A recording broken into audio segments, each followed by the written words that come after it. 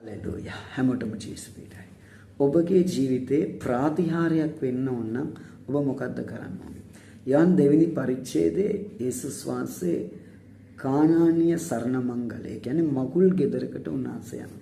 එතනදී මුද්‍රික පානය අඩු වෙනවා.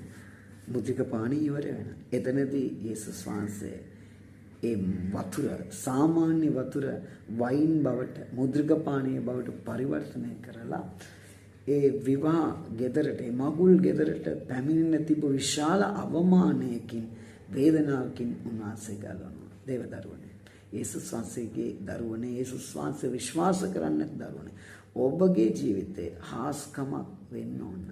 ඔබගේ ජීවිතේට දෙවියන් වහන්සේව අඬ ගන්න, දෙවියන් වහන්සේව කැඳවන්න. මහ බලගත් දේ, පුදුම දේ, විශ්මිත දේ, හාස්කම් ඔබේ ජීවිතේ සිදු වෙයි. වෙන්න බැරි දේ උන්වහන්සේ සිදු කරයි. එන උන්වහන්සේට කරන්න බැරි කිසි දෙයක් නැහැ. God bless you.